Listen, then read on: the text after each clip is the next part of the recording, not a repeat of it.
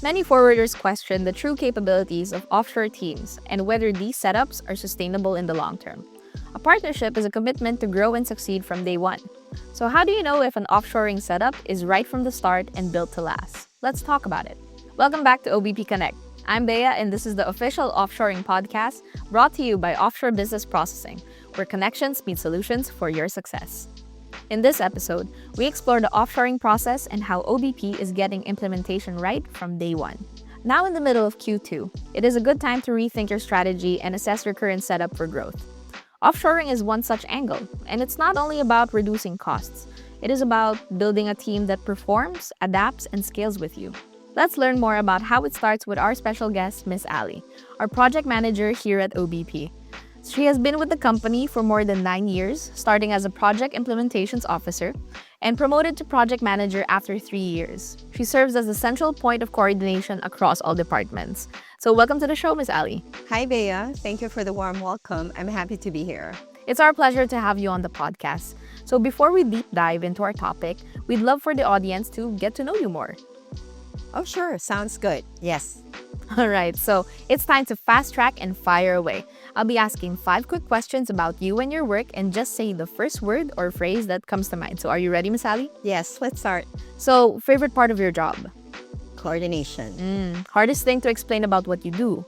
How I adapt to sudden changes. Most common misconception about your role? I really can't think of one. So, a part of your work that really tests your skills? Being flexible with the time zone of the clients. Tricky. Most important task in your role? Definitely communication. And that's fast track. Thank you so much for those speedy answers. It really gave us a peek into what you do. A lot of communication answers as well. So that does just make sense for your role. Now that that's out of the way, here we are across the desk. So let's hear it. So, Miss Ali, can you give us a rundown of how our offshoring services get implemented? Okay. So at a high level, our implementation process is very structured, but also tailored depending on the client's needs. Interesting. So tell me more. Well, it starts once the candidate accepts the offer. From there, we move into pre-employment requirements, contract signing, and onboarding preparations. We also coordinate closely with the client on system access, tools, and any specific onboarding requirements they may have. Yes. So getting all the requirements and such. Essentially, we also guide the candidates through training schedules and set expectations leading up to go live. Right. By the time they officially start, everything is in place already, from credentials to equipment to expectations. So it's really a smooth transition from hiring to full productivity. I see. So with that, I'm curious to know, Miss Ali, what would you say is the generic way of handling this process compared to the OBP standard then?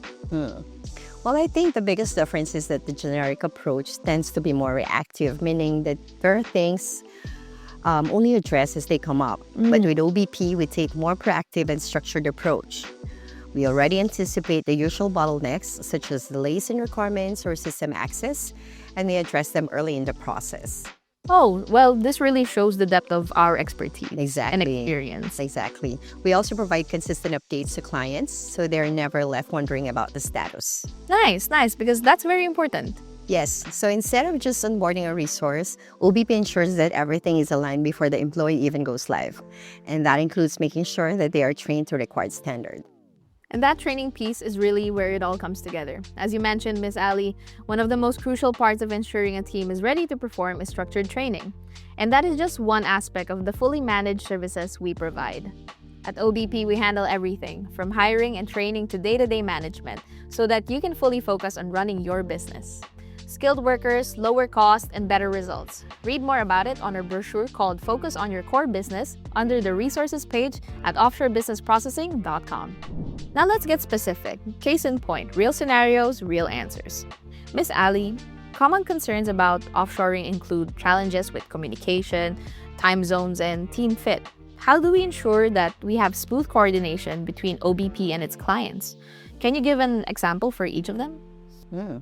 Challenges with communication, time zones, and team fit, right? Yes. Okay, so for communication, of course, as an offshore service provider, how we communicate consistently and effectively is a critical component of our success. Hmm. So with that, we make sure our clients receive regular updates and clear visibility throughout each phase of the implementation process.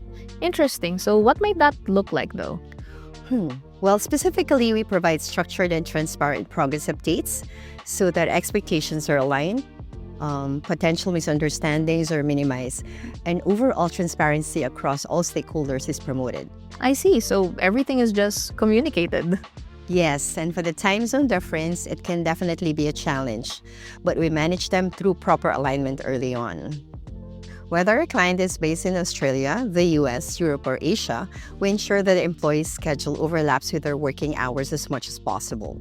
We also align key activities such as training or meetings within shared working windows. So instead of the time zone being a barrier, it becomes something we plan around from the start. I see. And that makes a lot of sense. Meeting in the middle, as they say, right? Yes. And lastly, the team fit. Team fit is actually one of the most important factors for long-term success. For example, we had a client who needed someone not just with right skills, but someone who could match their working style and communication approach. Oh, so they are very firm with that requirement? Yes. So during implementation, I made sure expectations were very clear. This included the work culture, daily workflows. We also prepared the candidate ahead of time so they could integrate more naturally into the client's team. I see. Having this much involvement makes a lot of difference. Yes, because that alignment really made the transition much smoother. And that kind of alignment, whether it's communication, time zones, or team fit, is a result of a process that's been refined throughout the years.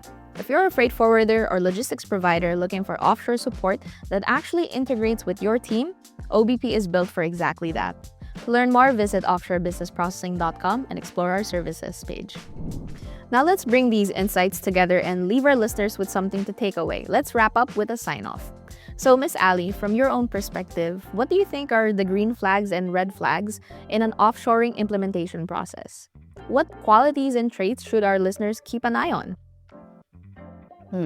For green flags, I'd say keep an eye on clear and consistent communication, well-defined timelines and expectations, proactive updates, and a structured onboarding process.